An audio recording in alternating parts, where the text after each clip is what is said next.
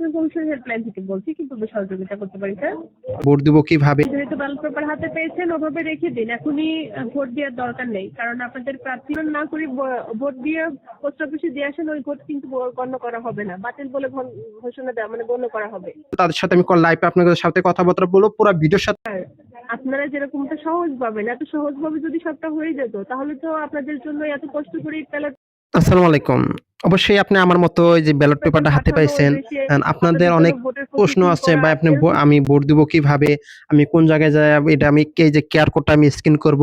পুরা বিস্তারিত আপনার যতগুলো প্রশ্ন আছে অবশ্যই আমার এই ভিডিও থেকে সব উত্তর প্রশ্ন সব পাওয়া যাবেন। অবশ্যই ভিডিওটা কেটে দেখবেন না। কেটে দিলেই অবশ্যই কোনো এক জায়গায় কথা মিস করবেন। মিস করলেই আপনি ওটা আপনি করতে পারবেন না। আর অবশ্যই আমি নির্বাচনের যে কমিশনার আছে তাদের সাথে আমি লাইভে আপনাদের সাথে কথাবার্তা বলবো। পুরা ভিডিওর সাথে আপনারা থাকবেন। ফোন দিয়ে তারা কি বলে পুরা ভিডিওর সাথেই থাকেন। চলেন আপনার সাথে দেখা যাক তারা কি বলে। এই যে ফোন দিলাম। আসসালামু আলাইকুম, বাংলাদেশ নির্বাচন কমিশন হেল্পলাইন থেকে বলছি, কিন্তু সহযোগিতা করতে পারি স্যার। ওয়ালাইকুম আসসালাম ম্যাডাম, আমি মালয়েশিয়া থেকে বলতেছি।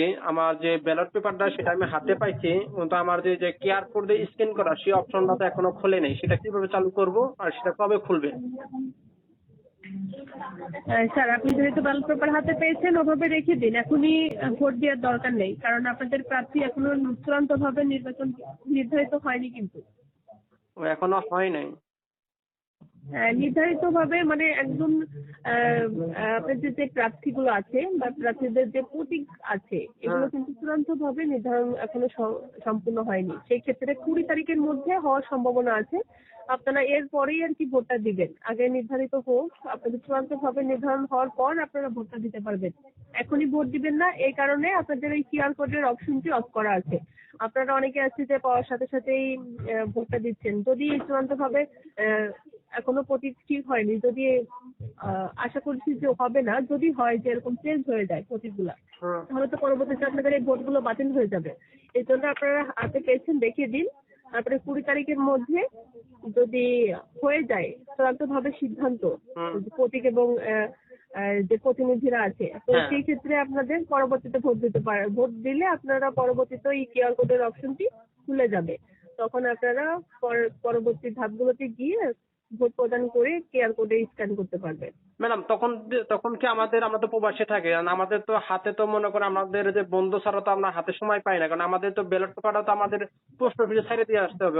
আবার ফেব্রুয়ারি 12 তারিখে আপনার মনে করেন ভোটার তো শুরু হয়, তাহলে এই কয়দিনে যদি আমরা যদি আপনি কয় তারিখের কথা বললেন, তাহলে 21 তারিখ না?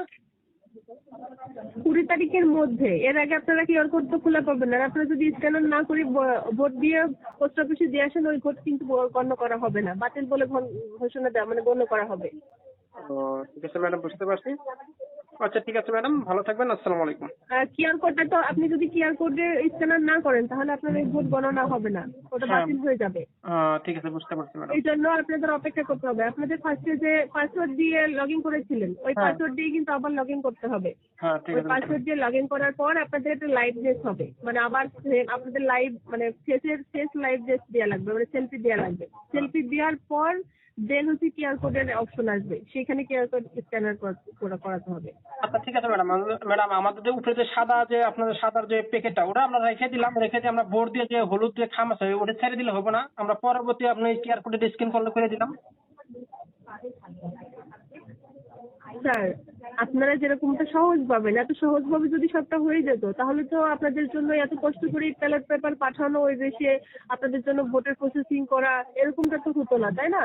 তো সেক্ষেত্রে যদি আপনারা নির্দেশনা মেনে ভোটটা দিতে পারেন তাহলে দিবেন, আর যদি না মেনে নেন তাহলে কিন্তু আপনাদেরকে ওই ভোট গণনা করা হবে না, আচ্ছা ঠিক আছে ভোটগুলো ম্যাডাম, বাতিল হয়ে ভালো যাবে। থাকবেন। হ্যাঁ ঠিক আছে, ভালো থাকবেন। কারণ আমার এই যে কিছু দর্শক আছে, দর্শকেরও তো কিছু প্রশ্ন ছিল, তার জন্য আমি কথাটা আপনাকে একটু পেঁচায় বললাম। তো ঠিক আছে। জি জি, আপনারা সবাইকে বলে দিবেন যে এখনই করার দরকার নেই, ওভাবে রেখে দিন, ভোটটা দেওয়ার দরকার নেই। দেখা যাচ্ছে যদি প্রতীক চেঞ্জ হয়ে যায় তখন তো আপনার ভোটটা বাতিল হয়ে যাবে, তাই না? আপনি তো সেকেন্ড টাইম অপশন পাবেন না যে আপনি ওটা কাটাকাটি করে আবার ওই প্রতীকের টিক সই দিবেন। তো সেক্ষেত্রে এভাবে রেখে দিন, এখনই করার দরকার নেই। 20 তারিখের মধ্যে আশা করছি সবকিছু ঠিক হয়ে যাবে। তো ঠিক হয়ে গেলে তারপরে হচ্ছে আপনারা ভোটটা প্রদান করবেন এবং যে পাসওয়ার্ড দিয়ে লগ ইন করেছিলেন ওই পাসওয়ার্ড দিয়ে লগ ইন করবেন, তারপরে একটা ফেস লাইভনেস হবে আপনাদের। আবার ফেস লাইভনেস মিল থাকলে এই কিউআর কোডটা অটোমেটিক্যালি খুলে যাবে, তখন আপনারা স্ক্যান করতে পারবেন।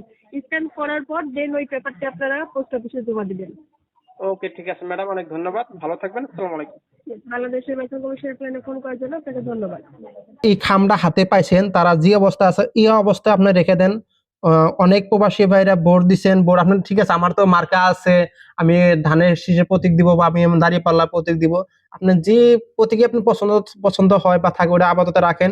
এমন আছে আপনার যে প্রতীক আছে সেটা স্ক্রিনে এমন আছে ছবিও লাগতে পারে, তখন আপনার কিন্তু ভোটটা অন্য গণ্য বা গ্রহণযোগ্য ধরা হবে না। অবশ্যই আমি যে নির্বাচন কমিশনের সাথে কি কথাবার্তা বললাম অবশ্যই এটা দেখছেন। ভালো থাকবেন, সুস্থ থাকবেন, আসসালামু আলাইকুম। আর ভিডিওটা শেয়ার করে অন্যজনকে দেখার সুযোগ করে দিবেন। অবশ্যই আপনারা কি জানতে চান অবশ্যই আমাকে কমেন্ট বক্সে জানাবেন। আপনাদের সকল তথ্য দেওয়ার জন্য আমি প্রস্তুত আছি। তো ভালো থাকবেন, সুস্থ থাকবেন, আর ভিডিওটা শেয়ার করে অন্যজনকে দেখার সুযোগ করে দেন। আর এটা কখন কি আপডেট আসবে না আসবে পুরো ভিডিওর সাথে আমি আপনাকে জানাবো। ভালো থাকবেন, সুস্থ থাকবেন, আসসালামু আলাইকুম।